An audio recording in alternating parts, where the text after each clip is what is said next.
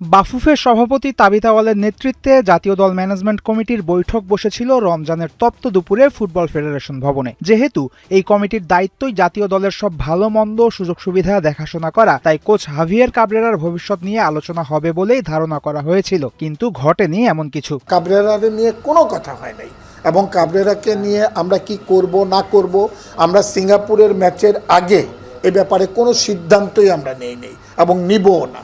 এবং আমরা সিঙ্গাপুরের খেলা শেষ করে আমরা যখন 1 তারিখে আমরা ঢাকায় আসব, তারপরে আমরা ন্যাশনাল টিম ম্যানেজমেন্ট কমিটির একটা মিটিং কল করবে, আমরা সর্বসম্মতিক্রমে একটা সিদ্ধান্ত আমরা নিব।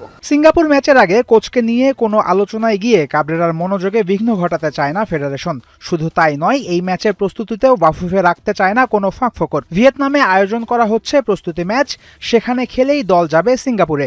বাছাই পর্বের শেষ ম্যাচ খেলতে বাফুফে গাঁটের টাকা খরচ করবে, খেলোয়াড়রা বিসর্জন দেবে ঈদের আনন্দ। 27শে মার্চ পর্যন্ত আমরা ভিয়েতনামে থাকব। সেই ক্ষেত্রে আমাদের বাংলাদেশ ফুটবল ফেডারেশনের এখানে পার্সোনাল আমাদের 2 দিনের খরচ আমাদেরকে দিতে হবে। সিঙ্গাপুরে ওরে 2 দিনের খরচ আমাদের এক্সট্রা লাগবে। আমরা ঈদকে প্রাধান্য না দিয়ে আমরা খেলাটাকে প্রাধান্য দিচ্ছি এবং আমরা কোনো অবস্থাতেই কোনো খেলোয়াড়কেও আমরা ছাড়ব না। জাতীয় দলের এই ম্যাচ আগেরগুলোর চেয়ে কম গুরুত্বপূর্ণ নয়, সেই বার্তা গেছে সবার কাছে।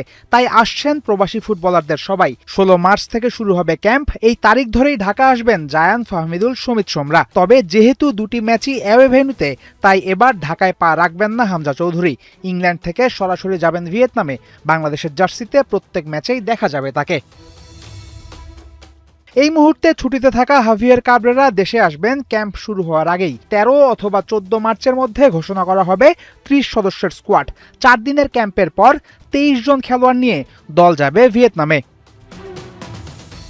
ফয়সাল হাবিব, 71।